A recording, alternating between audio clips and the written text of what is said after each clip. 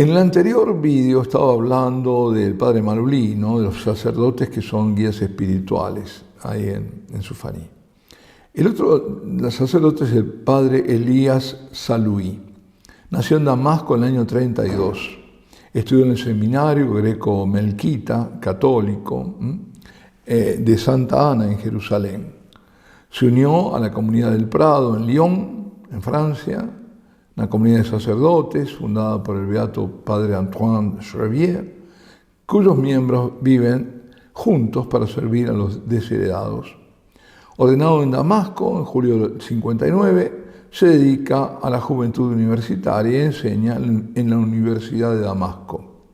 Fue párroco de Nuestra Señora de Damasco y fundador de un coro llamado Cœur Joie, que reúne a más de 450 miembros pertenecientes a todas las comunidades cristianas.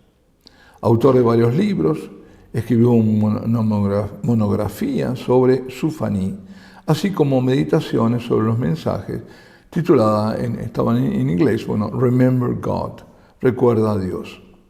Testigo privilegiado desde el principio, acompañó a Mirna y a Nicolás, el marido, y ha estado presente en forma casi constante durante los acontecimientos de Nuestra Señora de Sufaní. Intrépido portavoz, conocido por su búsqueda de la verdad, su integridad, su espíritu de pobreza y de abnegación. Es un apóstol habitado, iluminado, encendido por Jesús crucificado, así como testigo de una vida transfigurada por la gracia, cuya existencia está constantemente bajo la mirada protectora de la Santísima Virgen, que le ha mostrado su ternura y ha bendecido su misión. Con un mensaje personal recibido a través de Mirna, ¿no? En diciembre del 82 le dice: Hijo mío Elías, continúa tu labor de difundir la fe. Yo misma te he levantado de la cama de enfermo y te he hecho dejar tu iglesia para venir a servirme aquí. Eres un apóstol, eres bueno. Yo misma soy consciente de tu larga lucha desde el santo mes de julio. No sé qué habrá ocurrido. Sé que luchas contigo mismo y con todos los que te rodean, y especialmente con tu iglesia y las otras iglesias. Eres un apóstol, eres bueno. Es que el tema de la unidad no es fácil, ¿no? Y le dice al final: la unidad que buscas se hará realidad. Esto lo está diciendo el cielo. Bueno, ahora el tercer sacerdote es el padre Paul Fadel. Aunque se involucró 4 años después de iniciados los sucesos de Sufaní, se convirtió en uno de los primeros promotores.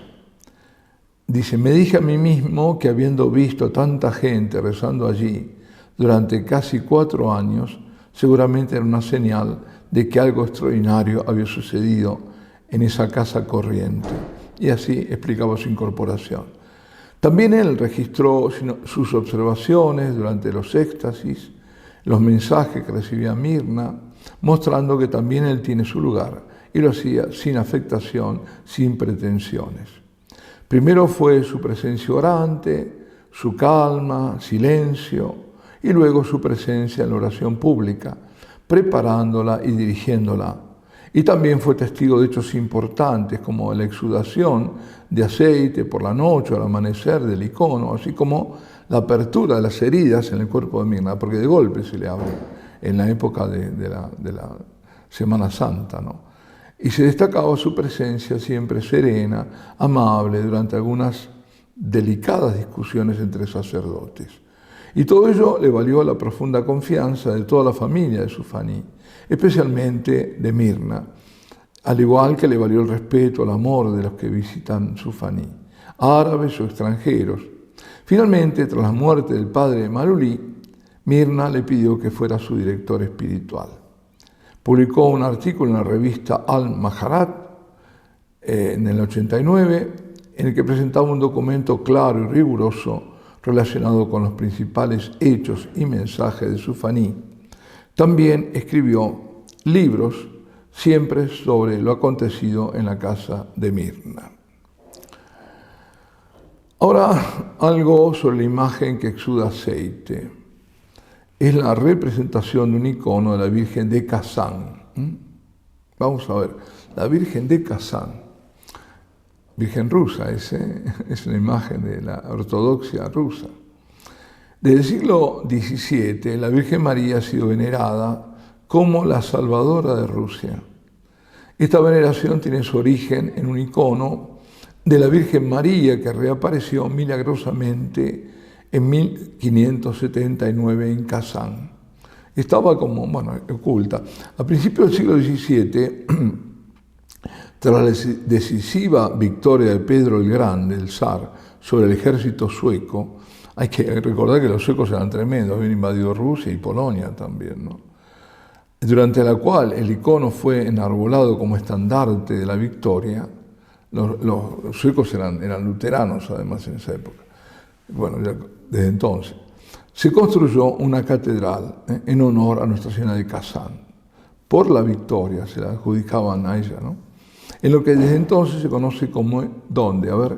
Como la Plaza Roja de Moscú, el Kremlin.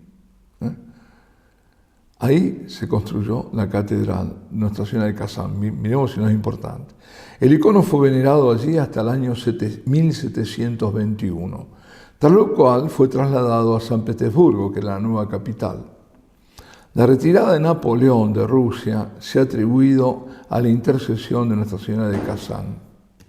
Tras la revolución comunista bolchevique de octubre de 1917, el momento en que 3 niños pequeños acababan de recibir un mensaje de Nuestra Señora en Fátima, en Portugal, sobre la conversión de Rusia, esto fue unos meses antes, muchos santuarios fueron saqueados, despojados y profanados en Rusia. La catedral de Nuestra Señora de Kazán, privada de su icono durante los últimos 2 siglos, fue destruida en 1936. De repente, en 1970, el icono reaparece. Un sacerdote jesuita de San Francisco en Estados Unidos, también rector del Centro Católico Ruso de Nuestra Señora de Fátima, lo descubre mientras se ofrece a la venta.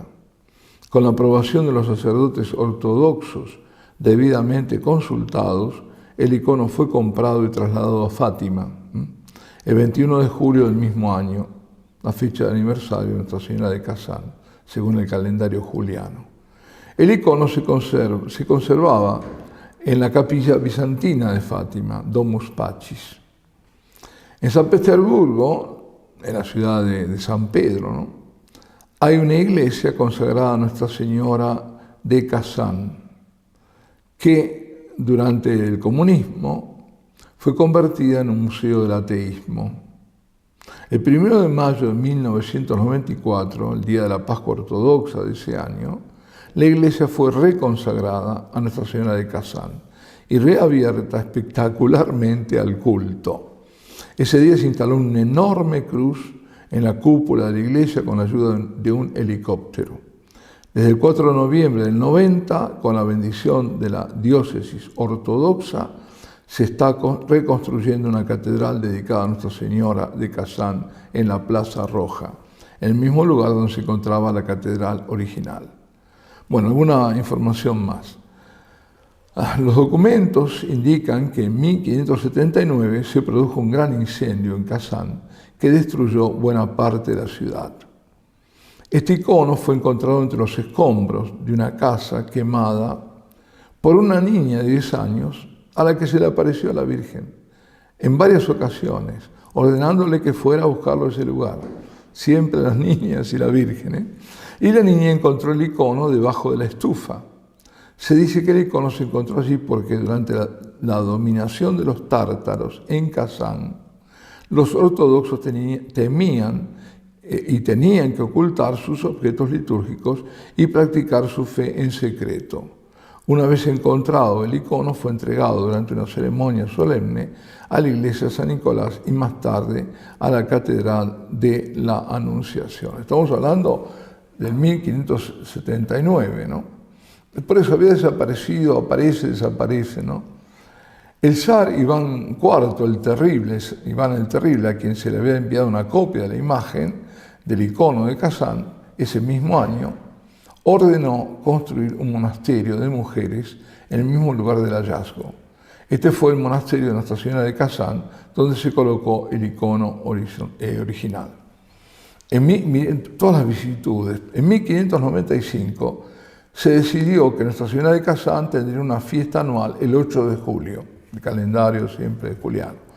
Mucho más tarde, bajo el reinado de Catalina II, la Grande, se hicieron planes para construir una nueva iglesia, ya que la antigua se encontraba en un grave estado de deterioro. Esta nueva iglesia fue inaugurada en 1808 bajo el reinado del zar Alejandro I. Sin embargo, el 29 de junio de 1904, el icono, que estaba cubierto por un rico brillo de diamantes y otras piedras preciosas, fue robado. Bueno, en la actualidad solo existen 2 copias de este icono, que se encuentran en el monasterio de Nuestra Señora de Kazán. Esta imagen es del tipo de Odigitria, muy similar al icono de Smolensk. La Virgen sostiene a su hijo en su brazo izquierdo, con la cabeza inclinada hacia él, y el niño se mantiene muy erguido y bendice con su mano derecha.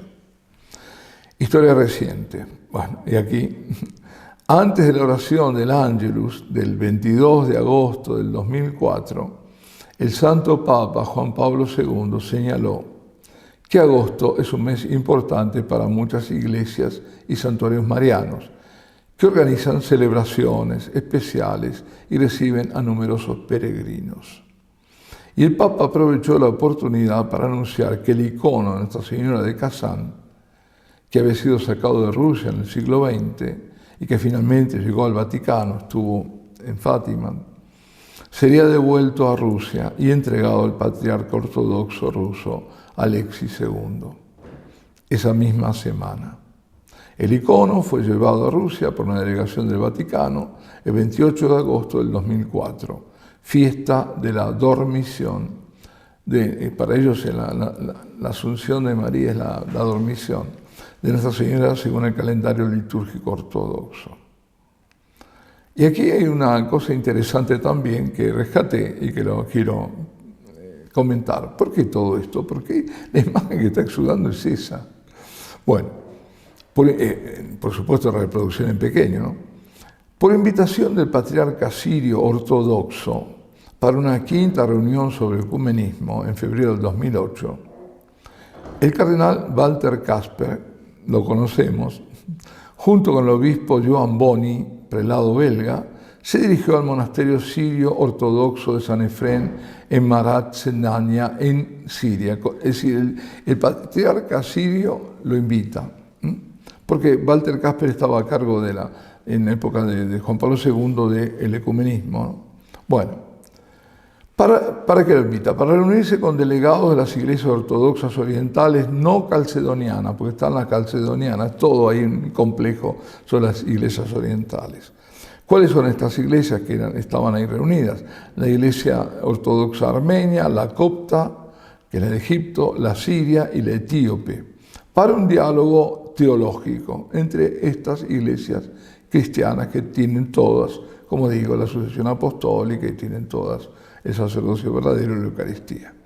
Bueno, más tarde el cardenal Kasper fue introducido en privado al fenómeno de Sofanía. Le empezaron a comentar sobre Sofanía y le dijeron que fuera a reunirse con Mirna. Y él dijo, bueno, solo 10 minutos. Bueno, la reunión duró 90 minutos. Fue concedida una gracia seguramente a mí. ¿A quién? Al cardenal, digo yo. Bueno, vamos a dejar en este vídeo para comenzar con el otro. Nos despedimos momentáneamente.